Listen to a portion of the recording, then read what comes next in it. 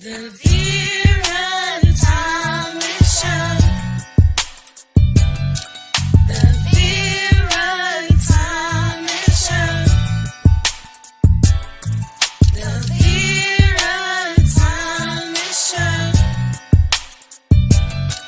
The Vera Tommy Show. Let's talk about it. Let's talk about it. Let's talk about it. Let's talk about it. Let's talk about the Vera Tommy Show. The Vera Tommy Show. The Vera Tommy Show. The Vera Tommy Show. Let's talk about it. Let's talk about it. Let's talk about it. Let's talk about it. Let's talk about it. Let's talk about it. On the Vera Tommy Show. Let's talk about it. Yeah.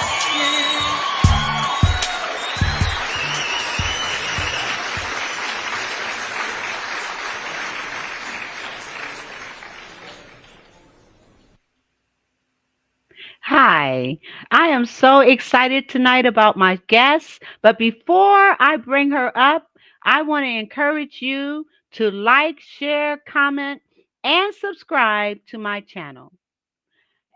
And right now, my guest is Laura Hope. And we're going to be talking about some serious things tonight. Hello, Laura. How are you tonight? Hello, hello, Vera. I'm doing well. I'm so glad to be here. And I am so glad that you are here. I am going to share with our audience just a little bit about Laura Hope. She is a behavior transformation coach who helps people break free from unwanted habits and regain their confidence and reclaim their confidence. At Hope and Healing Coach, she combines her years of clinical experience with deep empathy to guide clients towards lasting change, specializing in body focused repetitive behaviors known as BFRBs, such as hair pulling, or skin picking or nail biting, as well as other frustrating behaviors such as stress eating or impulse spending. When she's not empowering clients to embrace radical self acceptance, you'll find her advocating for BFRB awareness, tending to her ever growing plant collection, or spending time with her two sons and husband. You can learn more about her at www.hopeandhealingcoach.com. And I will be putting that up. As a matter of fact, why don't I just do it right now? That's your email. And there we are. All right. So I'm going to leave this up. I'm going to give you the floor and have you share with our audience your story and what led you to do the work that you do with such purpose and such passion. Oh, thank you for that introduction, Vera. So to give a bit of my own story, the reason why I'm so passionate about this is that I have struggled with hair pulling, or the medical term for it is trichotillomania, which sounds like a mouthful. And so I started pulling my hair when I was about 12 years old, which is a pretty common time for people who struggle with trichotillomania, or trick for short, to start doing this behavior. And honestly, at first, I didn't know that I was doing it. I knew that I played with my hair a lot, but I didn't realize that I was pulling it out until my mom noticed that I had some bald spots. And I remember thinking, oh my gosh, did I do that? Um, and so I saw doctors, and nobody could really help in terms of doctors, because they were all trying to fix or address, treat, different dermatologic or skin conditions. And that wasn't what was going on. I was pulling out my own hair. So I had so much shame about this, and I didn't understand why I was doing it. I didn't understand why I couldn't stop.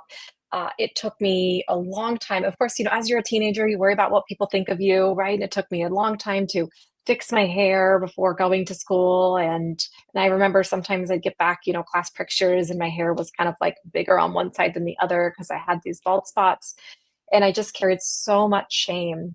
And I didn't tell a single soul that I was pulling my hair out until I was in my early 30s. So it was about 20 years where people knew I had bald spots, but I told them it was this medical condition called alopecia areata, which is basically what the dermatologist had called it when he didn't know what was going on. He just knew I was losing hair.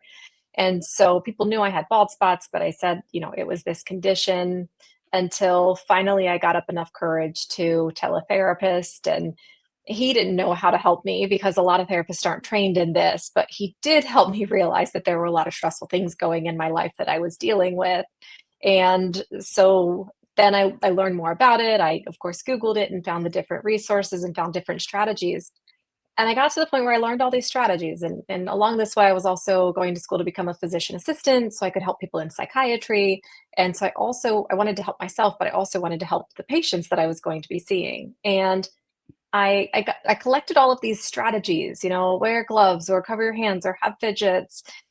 And there was still a piece that was missing. I knew how to do all these things. I knew the stuff I was supposed to be doing or should be doing, and I still wasn't able to implement it. And finally, I got to the point where honestly, it felt like I was giving up. It felt like I just, was frustrated. And what I know now that I didn't know then is I was actually taking the very first step towards self-acceptance and acknowledging that this is how my brain worked. And once I learned self-acceptance and self-compassion, that's when it all started to fall into place. That's when the strategies seemed to start being helpful. And so I've taken those things that I've learned, the strategies and the acceptance and the awareness, and that's what I teach my patients and coaching clients now so that they can manage their own frustrating behaviors, whether it's hair pulling, nail biting, skin picking, stress eating, basically anything that anyone says, why can't I stop doing this? Those are the type of behaviors that I help people with. That's awesome. Now, you mentioned there were some stressors in your life. What kind of stressors, if you don't mind sharing, what were I some don't of the mind. stressors that were causing you to pull your hair? And with me, I used to bite my nails and didn't Mhm. realize that it was any kind of condition. And Stephanie Mhm. Treasure, thank you so much for being here. Mhm. Really appreciate that. Please like, share, comment, continue to comment and give us your feedback on what we're talking about. Much appreciate you. Thank you very much. And let others know what we're talking about here tonight. All right. So, what were some of those stressors that caused you at the age of 12 to start pulling your hair? Yeah, at the age of 12, I had a stepdad that wasn't very kind or understanding, and so that was really stressful in my home. He was very erratic and emotional, and one minute he was fine and happy, and the next minute he was angry and screaming, and so that was a lot of tension in the home. Yes. And when you're a teenager, you just don't know what to do with that, right? You know that it doesn't feel right, it doesn't feel good to have somebody kind of flip-flopping back and forth with their emotions, but you don't know what to do. And a lot of times people in that situation don't even know that it's different in other homes, right? We don't learn until we get up and we go to other homes to even realize that what's going on in our home is dysfunctional. So when I was young, that was the issue. It's not unusual for us when we grow up in households like that to end up stepping into other relationships like that. So I stepped into a really unhealthy relationship. My first husband, who I was with for 15 years, married for 10 of those. And I didn't even know that I was unhappy. I did such a good job of convincing myself that everything was fine. And when things were tough, I thought, well, I just need to try harder. People say marriages are tough. This has got to be what they mean. And And I didn't even realize that I wasn't happy until there I was, crying every day on the way to school because I was, like I said, I was going to school to be a physician assistant. I was crying every day on the way there and on the way back. And that's part of why I went to the therapist. I said, I don't know what's wrong. Everything in my life is fine. I'm just crying all the time. And he really helped me work through some of that and gain some honesty with myself about the stuff that I wasn't happy with. I also often say I'm a recovering perfectionist. I used to think that I needed to do all the things for all the people and I needed to bend over backwards and everybody else was more important than me and my needs came last. And so that's another thing that I've really worked on over the past years is really respecting and appreciating myself to understand when I've met my limit and when I need to say no and when I Yeah. need to let myself rest. Yes. Our body tells us what we need to do, doesn't it? It does. Well, and that's a great point, Vera, because I often tell people with these behaviors, they're messages to us. We think of them as bad habits or these bad behaviors, but honestly, they're messages that we're getting out of balance.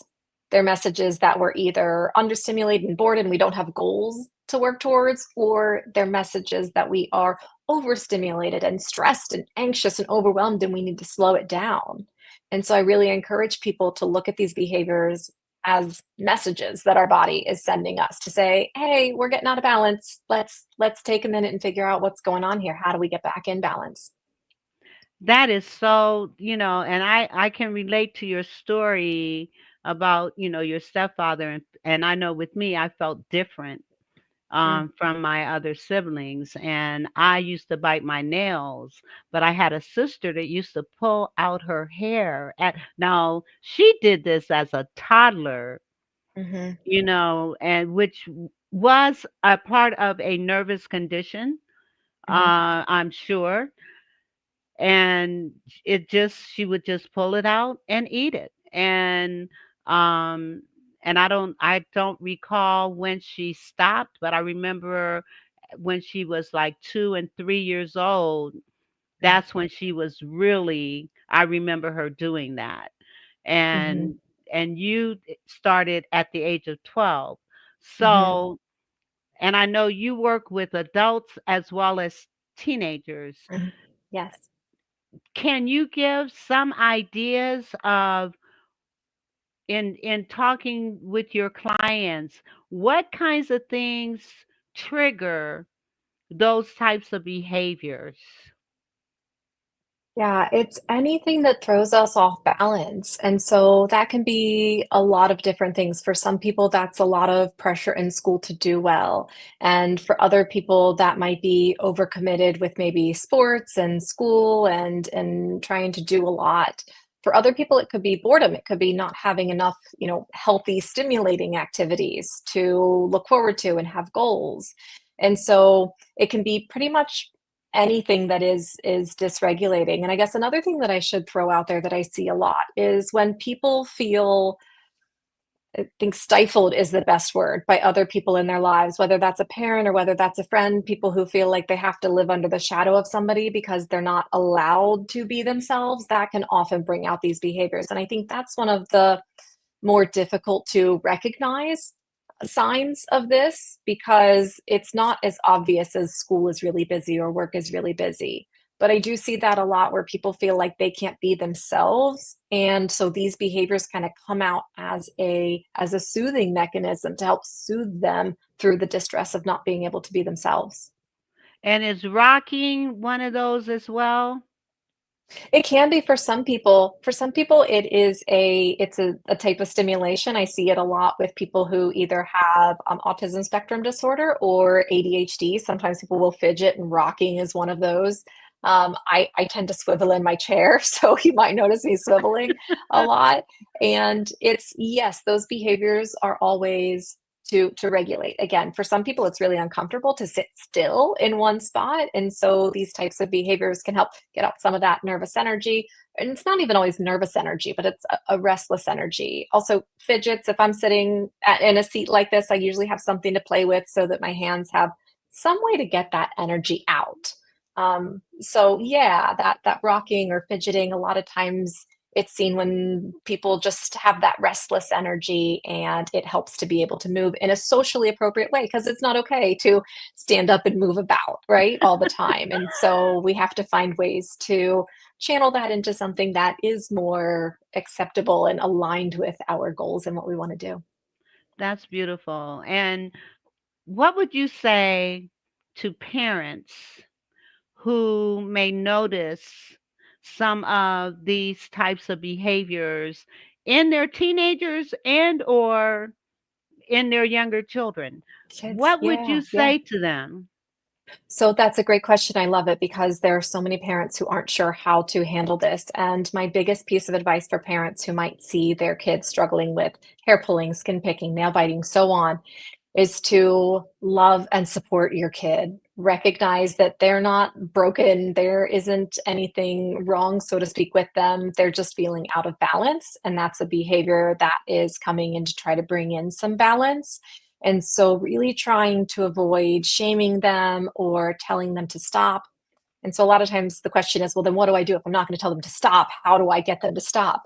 And the answer there is to help redirect them, but to not focus on the behavior itself. Rather, a parent will have more success if they focus on teaching their child other coping strategies, such as deep breathing or using the fidgets that I mentioned. Or for some parents, that's helping the kid get treatment in therapy or with a provider, or sometimes it's helping their kid get wigs. I wear wigs. I love it. It's been one of the best strategies to manage my hair pulling. And so the parent's role is really support. And it's so important for parents to recognize that this isn't their battle to fight. It's their job to support their kid and to be there for their kid and love their kid through it. But ultimately, the kid has to make the changes. This isn't something, it's not a war for the parents to win for the kid, right? It just doesn't Right. work that way. And so to really support their kids through it and love their kids through it and help give their kids other coping strategies.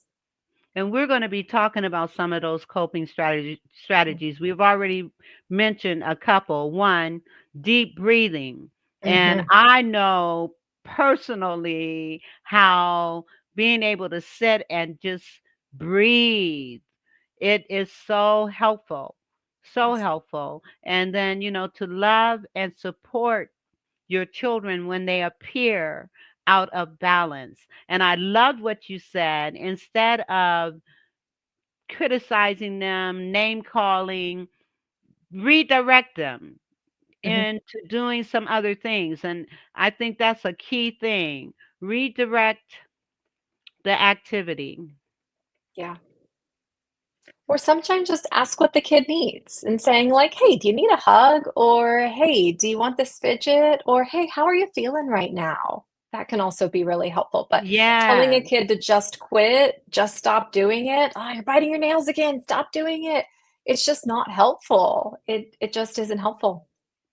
So asking questions is very important Hmm. because and it also lets your child know that you hear them, you see them, you feel them by Yeah, asking questions like, and I'm putting this in the chat, how are you feeling?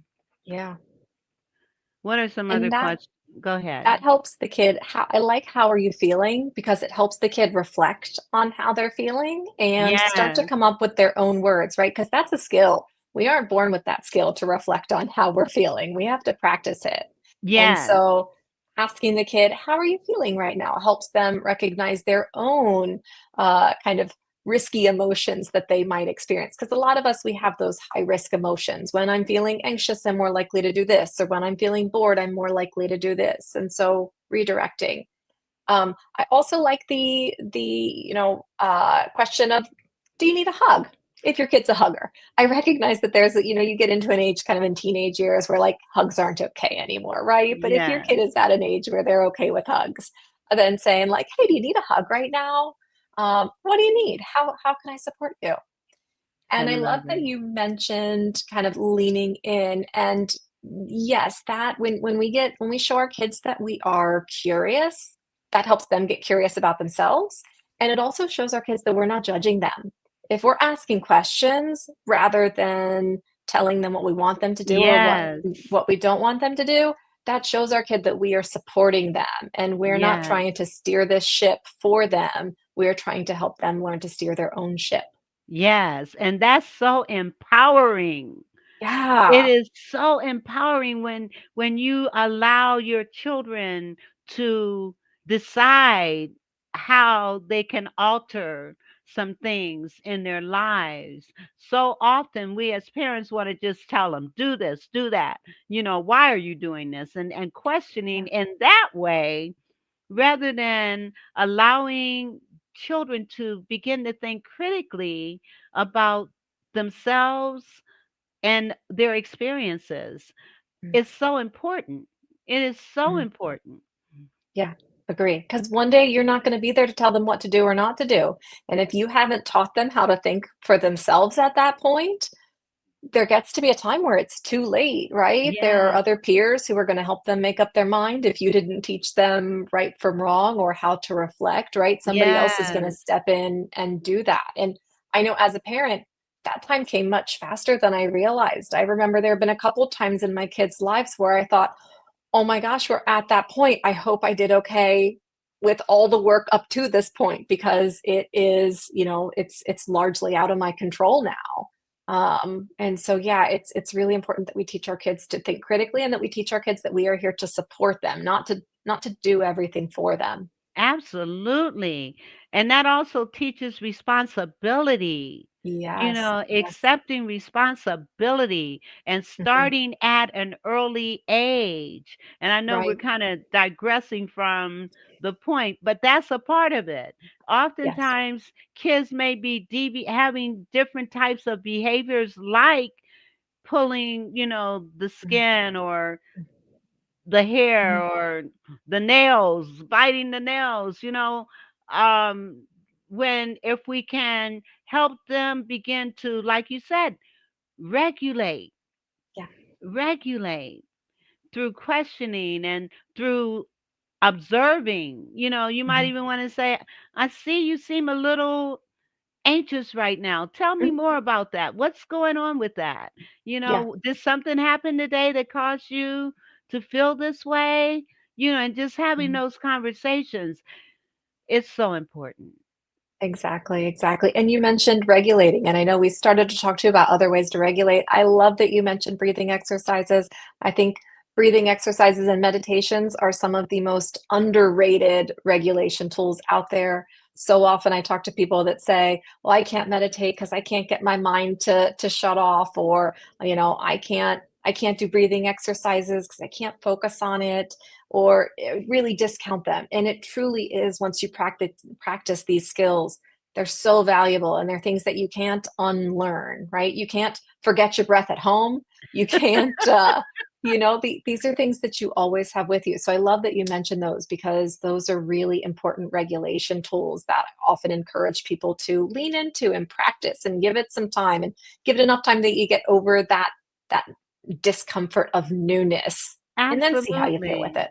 Absolutely. And you can start by just when you concentrate on your breathing, then you can't really focus on other stuff that's going on because you're Yes. concentrating on your breathing. And so, breathing in on the count of four, holding it on the count of four, Mhm. and then breathing out on the count of four. And if your focus is on that, then all this other stuff is going to kind of dissipate.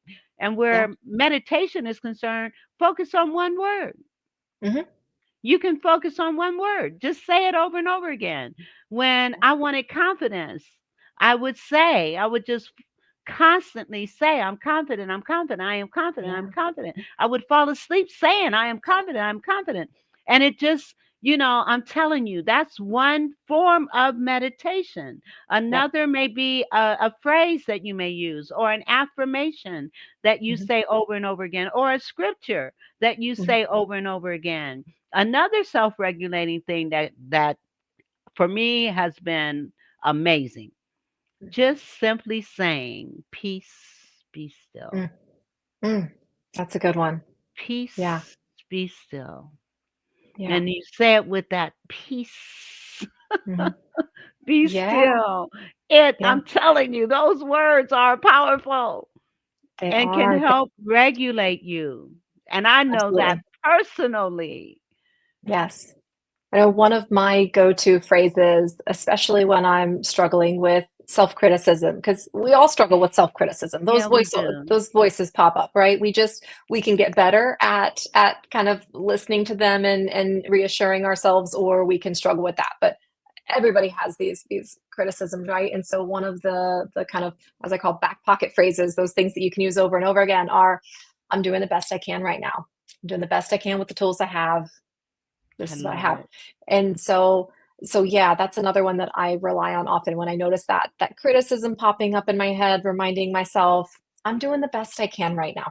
Yes. I'm gonna get through this. I'm gonna be okay. Yes, I love it. I'm typing that in Yep. here. Oh, awesome. I am doing the best I can right now.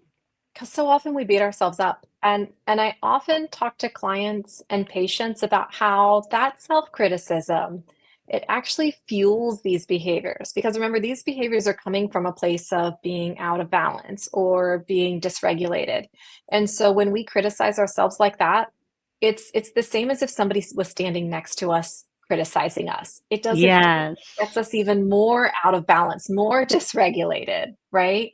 And so that self-criticism only feeds these behaviors and honestly gives them more work to do. The behaviors are trying to do two things. Number one, signal to you that you are out of balance. And number two, help you regain that balance. And so if we increase the dysregulation by telling ourselves how terrible we were, and I can't believe you did this again, and you were supposed to stop pulling your hair, biting your nails, we contribute to that dysregulation and we give the behavior more work to do. And So you if we know can just, what? yeah, yeah, That self criticism fuels the behavior.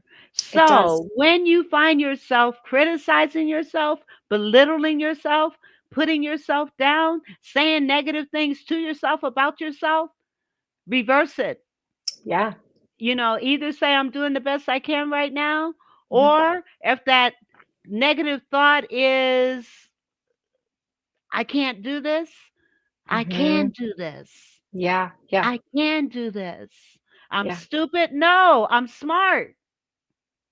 yeah. Talk to yourself. And it's okay to talk to yourself. It's even Yes, okay to answer absolutely, yourself. You just never absolutely. say to yourself, huh? What'd you Yeah, say? yeah. Oh, I'm so glad you mentioned that because I encourage people to talk to themselves and talk themselves through it. And honestly, one of the pieces that I bring into my work is IFS, internal family systems. And essentially in that work, the idea behind it is that we're all made up of these different parts. And I tell people, this isn't like, I've got multiple personality parts. This is that part of you that's like, oh, I really want the ice cream. And then the other part of you that's like, I shouldn't have the whole pint of ice cream, right? That kind of Right. part. So we do deal with these kind of differing parts or differing thoughts, and it's really important to help those parts work together rather than try to, get rid of one or cut it out. Again, trying to get rid of any part of ourself is going to increase that dysregulation. So recognizing, okay, I really want the ice cream right now. That sounds really good. I know eating a whole pint isn't healthy. So let me try to strike a balance and have a small bowl of ice cream and then move on to another activity. So that type of striking a balance between the different parts can be really helpful, even when it comes to these hair pulling behaviors or skin picking, nail biting. That's that is sound advice. Mm. Mm. Very sound. I'm going to pull up your logo, and in Yeah. so doing, I want you to kind of share some some things without, I mean, because if you could share like some scenarios that Mhm. you had to deal with and what you did to help that client Mhm. regulate Yeah. or change or transform. That's the word. Yeah. Yeah. Transform. Okay. Yeah. Yeah. So one client that comes to mind, she was really struggling with skin picking.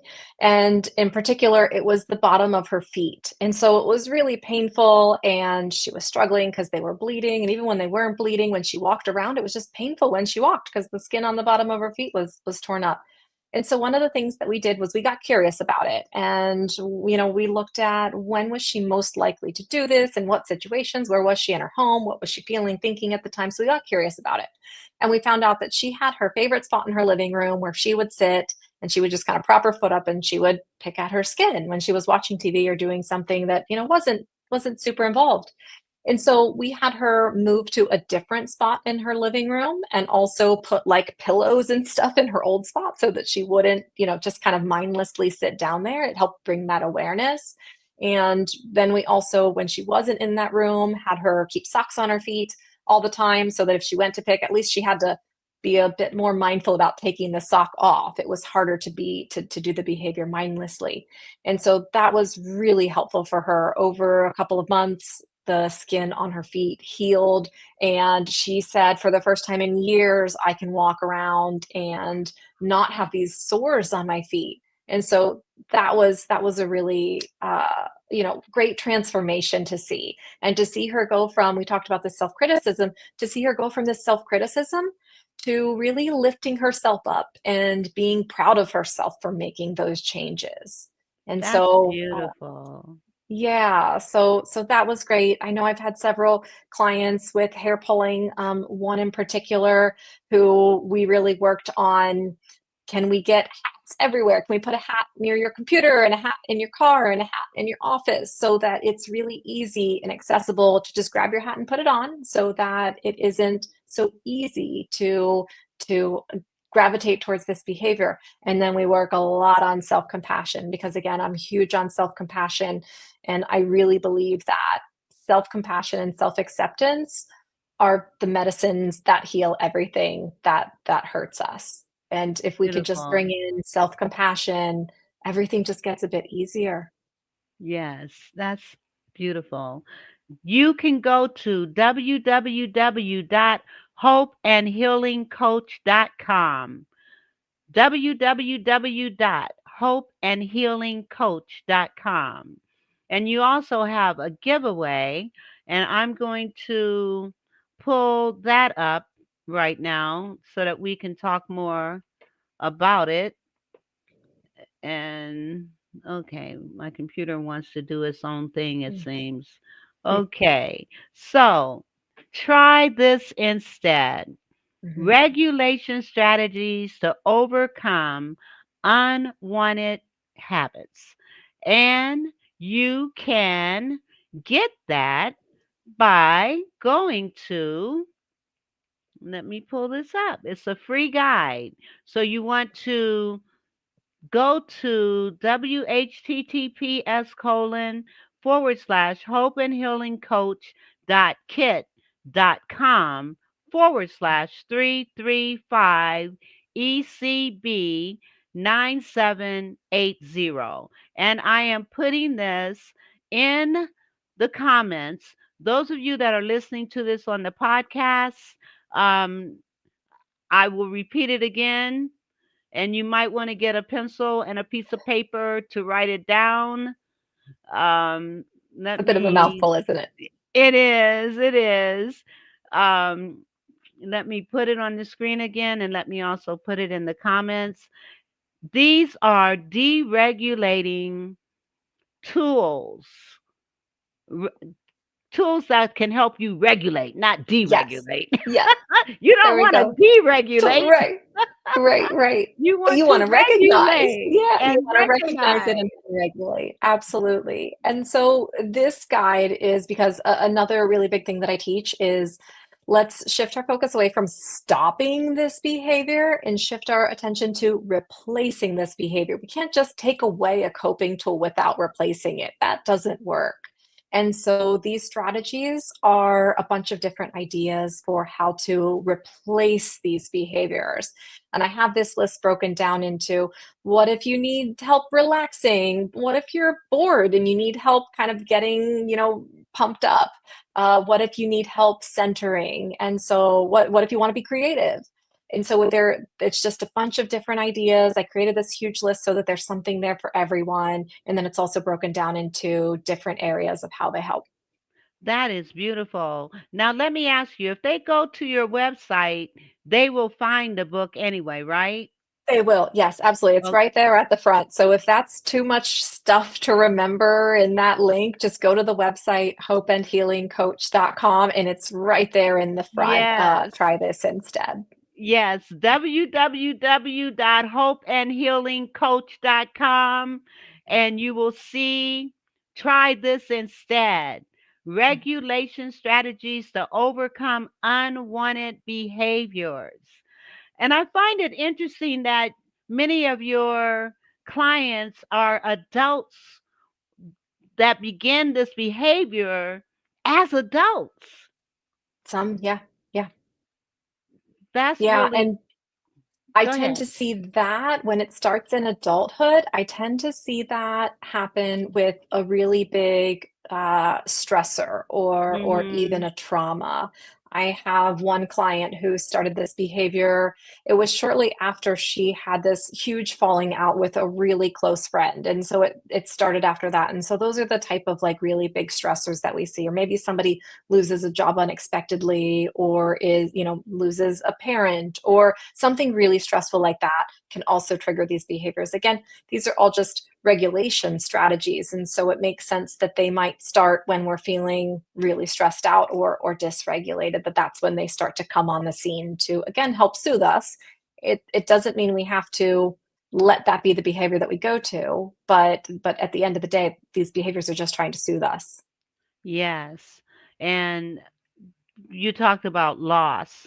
And in Mm, looking at loss, I would imagine going through the stages of grief mhm. can trigger some of those things, the denial, Oh, yeah. the anger, the bargaining and all of those things. As a matter of fact, I just had a guest on that talked about grief. Mhm, And a mhm. lot of these behaviors may be a direct response to the loss. And it could Sure. be loss of a job, loss of a relationship, loss of a situation, a loss of a Mhm. friend, as this one had. Yeah. And so being in tune with yourself, Mhm, that's the whole key to things. mhm. Being in tune. And when you're starting these behaviors, I hope you remember this show. And Yeah. remember, okay, I'm starting some things that I don't normally do, especially like you said, a lot of this is happening with adults. Mhm, mhm. And it may not have anything to do with unresolved childhood issues. Right. And Yeah. so I think this is a very, very, very important topic. I am going to play a commercial and Mhm. then we will be right back. Father, provider, protector, role model for a son, the image of the man that will be the husband of your daughter when that time comes. What's best for your children should be concern number one, regardless of any obstacles a father must overcome. Sometimes the injustices of our society towards many of our fathers can make it hard to stand, but you gotta stand and be a man and a father to your children in every way you possibly can. Demonstrate their worth through you by the words that you say and the things that you do. Don't ever put your children down or call them out of their name. They may become whatever you claim. Lift them up to higher ground. Let their inner beauty be seen, be found. Show them and tell them how special they are. Be the light. Be the light. Be the light to take them far.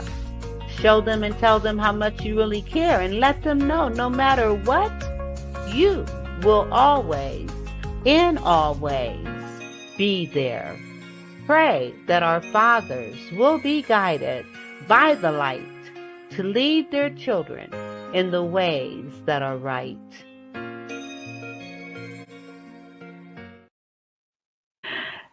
I played that because I am so excited.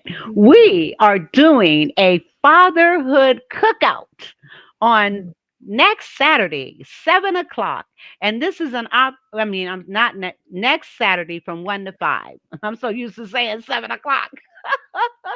Next Saturday, June 7th, from 1 to 5, and it is going to be at the Southeast Community Playground in Canton, Ohio, 401 14th Street Southeast. This is for all fathers in Stark County. All fathers, come and be celebrated. Come and play and engage your children. There are going to be all kinds of competitions, including basketball, football. The police department is coming with challenge games. We've got massagers that are coming to massage your shoulders. We've got barbers coming to cut your hair. We've got food that you can eat. We've got bounce houses and face painting and just a whole number of things for fathers to engage with their children. Join us on June 7th from 1 to 5 p.m. at the Southeast Community Playground. I'm telling you. And it's free. So tell all the dads you know that you're going to be coming and you want them to join you. All right. I'm excited about that Sounds like a good particular. time. It's going to Yeah. be a great time. I'm so excited. Yeah. So okay. Now I do need to play another commercial and then we're going to just continue to talk. Think about some things that you want to make sure we get across Mhm. tonight. Um, well, let me ask you, does unforgiveness tie in with any of these behaviors? Absolutely. And that unforgiveness, that really falls into the category of that self-criticism that we talked about, right? When we are not forgiving ourselves or sometimes even others, there's this self-criticism feel that's there. And so yes, that can definitely contribute. And there's also a really interesting study that was done about procrastination and forgiveness and found out that for people who didn't forgive themselves, they were more likely to continue procrastinating, which, by the way, is another unwanted behavior that I work with, than people who did forgive themselves, who were less likely to continue procrastinating. So I'm glad you brought that up because, yes, that's definitely not being able to forgive yourself can definitely continue to fuel these behaviors. Well, speaking of that, I have another commercial and it has to do with forgiveness. So let's Forgiveness play. is a powerful tool for personal growth, allowing us to let go of resentment and move forward. The key to inner peace and emotional well-being. Apologies and forgiveness go hand in hand, creating space for healing and reconciliation. Inner work and willingness are essential in the process of forgiveness, requiring us to confront our own emotions and vulnerabilities. Taking a broader perspective on actions helps us understand the complexities of human nature and the impact of forgiveness on relationships. The journey of self-discovery is intertwined with forgiveness, leading us to a deeper understanding of ourselves and others. Follow Divine Marketing Pro for more personal growth.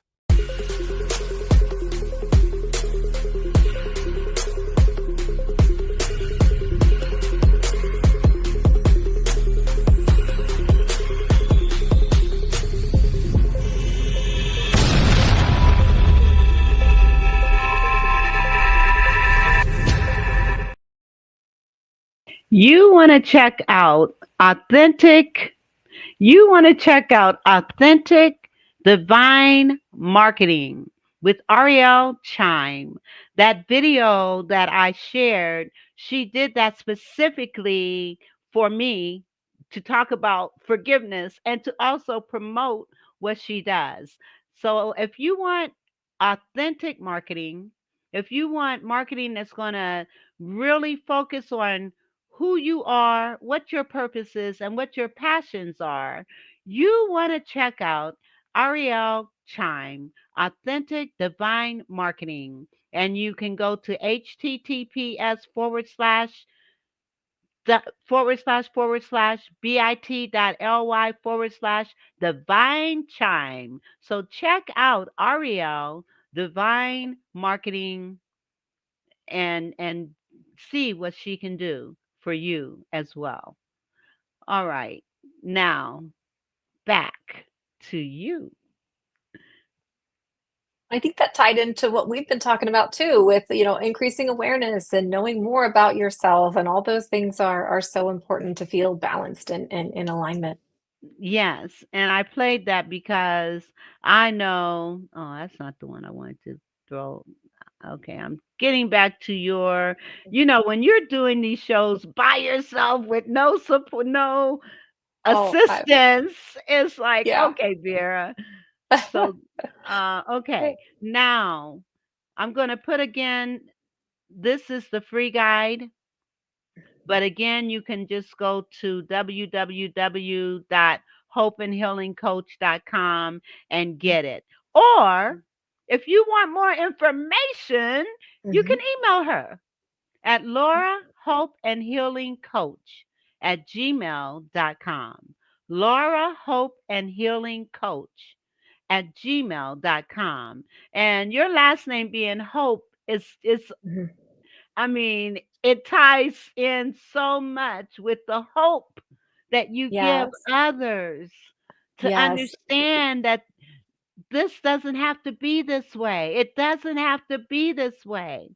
And as Right. long as Right. there's hope, and Yeah. as long as there's life, there's hope. Do you We ever have yeah. clients that really feel like they're at their wits' end because of their situation? Absolutely, especially when these behaviors really take a toll on self-confidence. You can imagine if you are, missing hair, then that can make you feel like you can't get the job that you want, or you can't have the friends that you want, or you can't go out and be comfortable in public.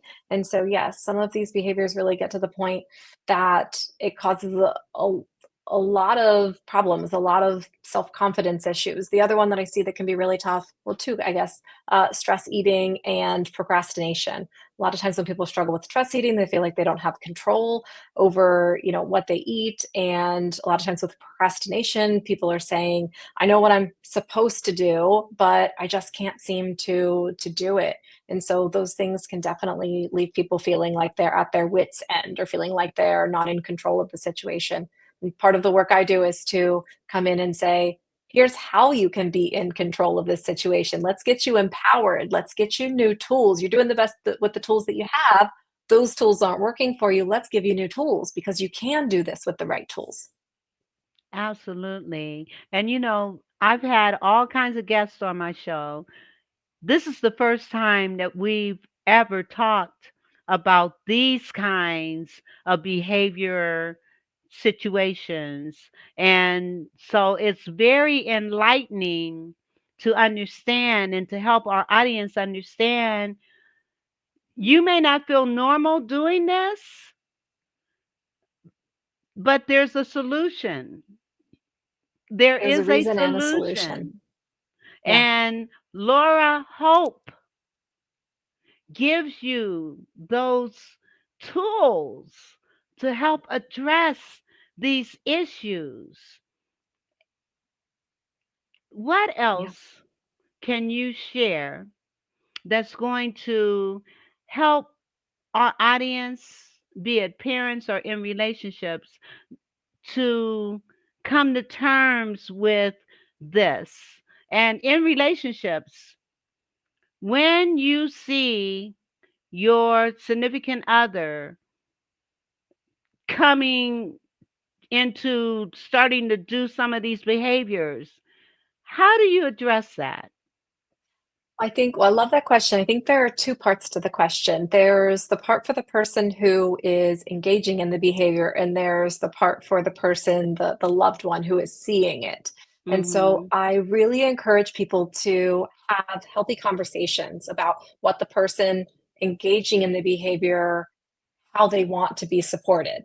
Do they want their partner to ask them, hey, how are you feeling? Do they want their partner to hand them a fidget? Do they want their partner to say, hey, you want to go for a walk, or do something like that?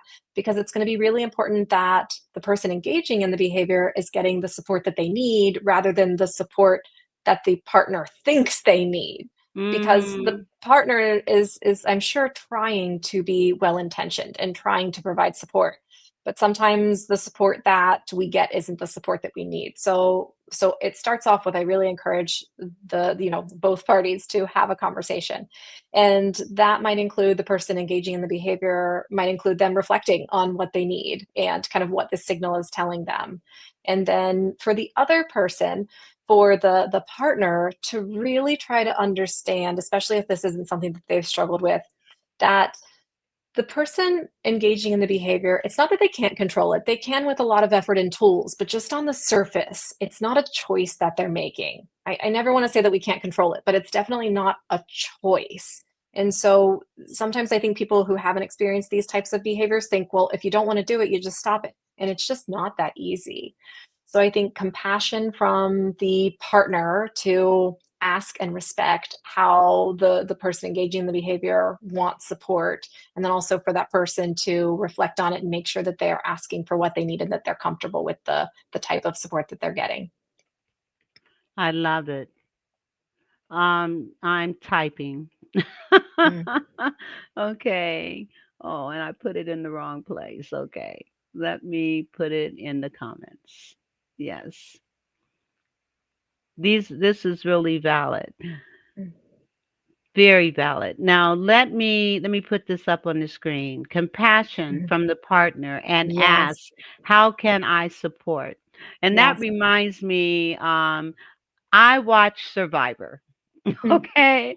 And this particular season, there was a young lady that was on the autism spectrum, yeah, and yeah. she went through, she trusted one person Mhm. and told them, and his question was, how can I support you?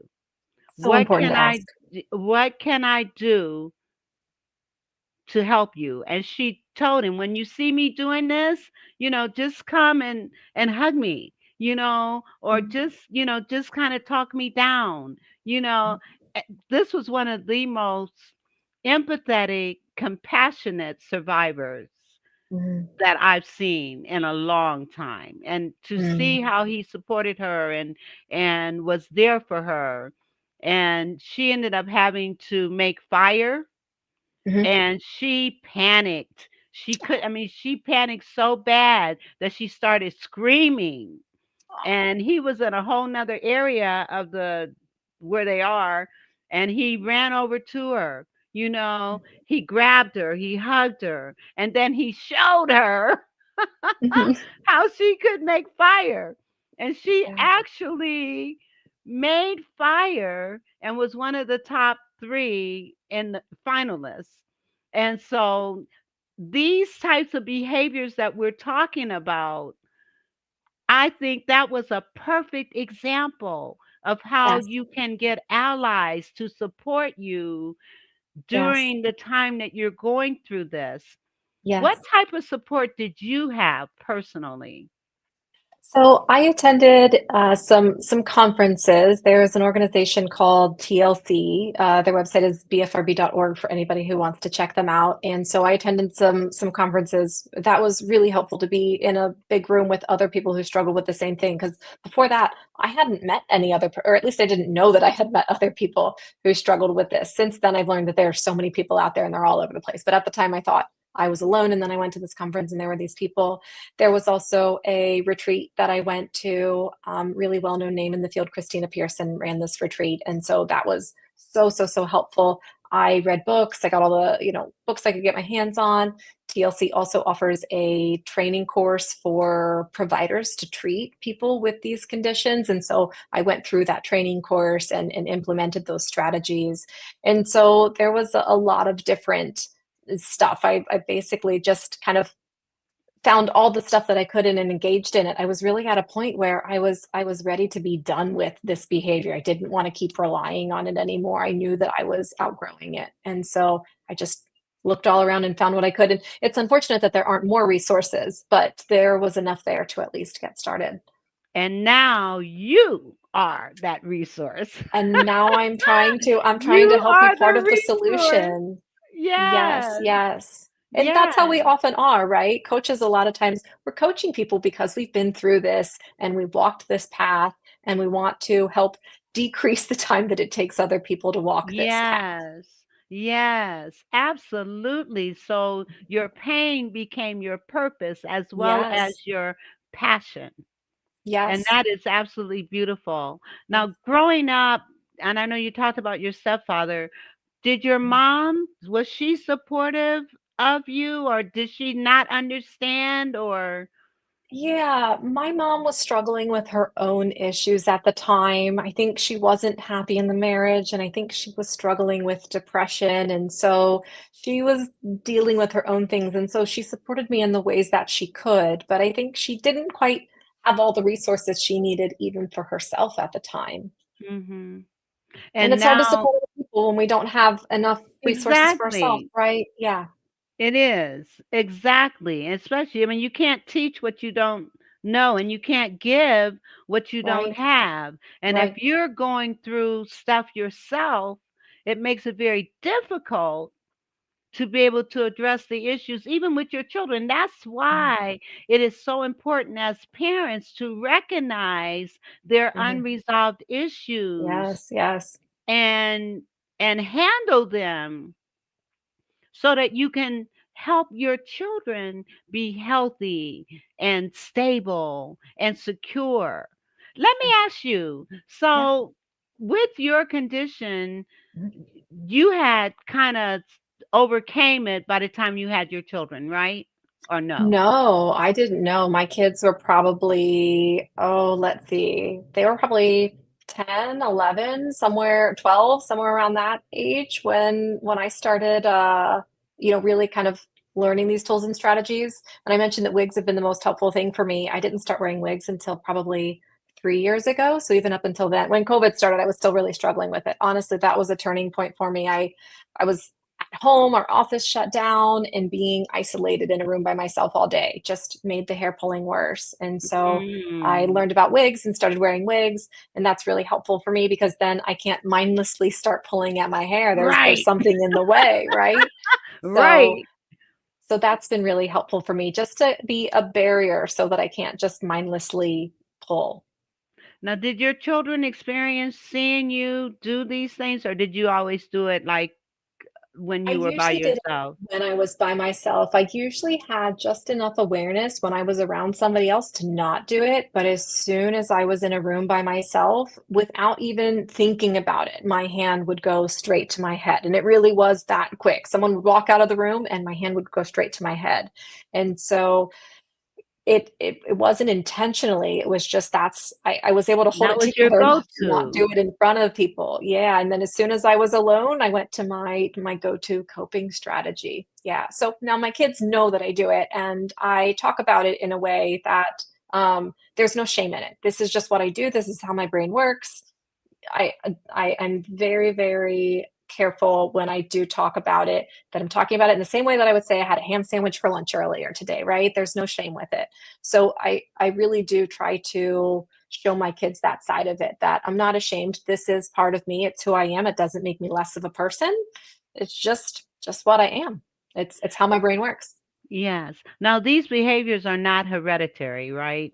They unfortunately are, although I have a really interesting story as far as it relates to that. So, yes, so they tend to be very heritable. They can be, there's a bit of like nature versus nurture, right? So, I'm sure that there are some people who pick up these behaviors from seeing their parents, but there's also a genetic component. And so, kind of to drive that point home, I actually come from several generations of people who pick their skin, and I have no idea how I ended up being somebody who pulled my hair. So this wasn't a Wow. behavior that that was modeled for me, and yet generations before me, and even my son pick his skin. I think I can go back 4 generations for people who pick their skin, and so I don't know why I'm the odd one out with pulling my hair, but I do think that that speaks to how there is a genetic component, and it's not necessarily observed behavior because I never saw anybody pulling their hair. And this is still, my brain was still wired to find something with my body to regulate.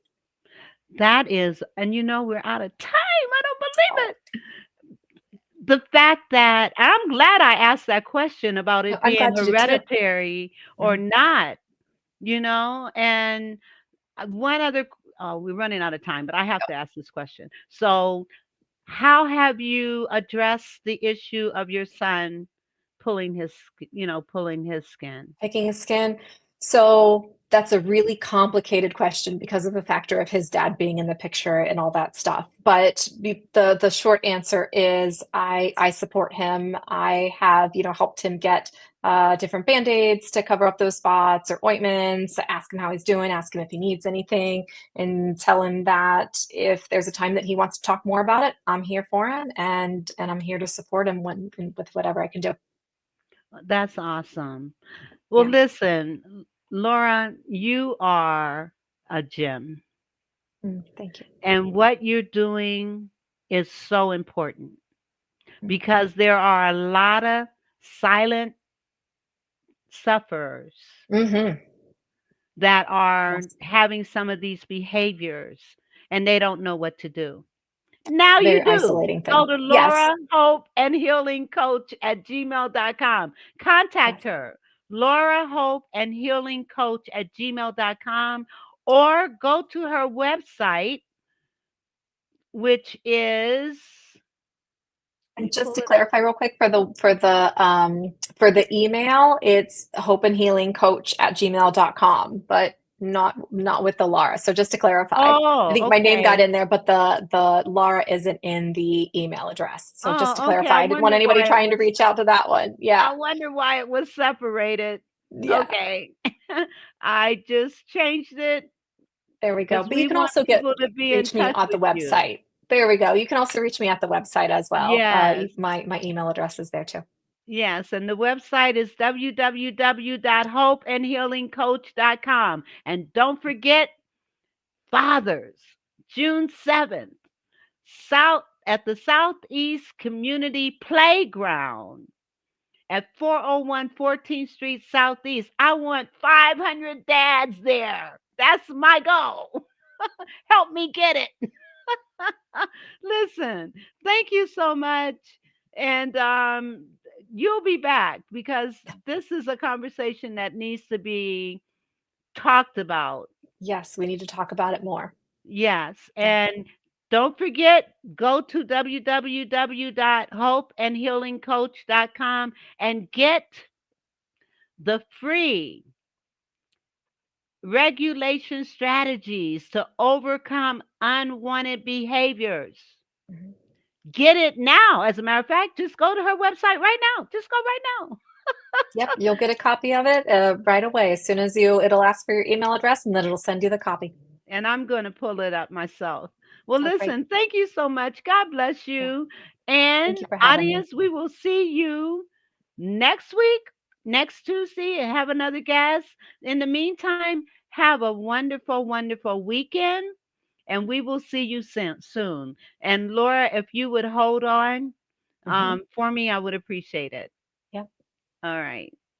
So let me pull you down. And again, we will see you next week.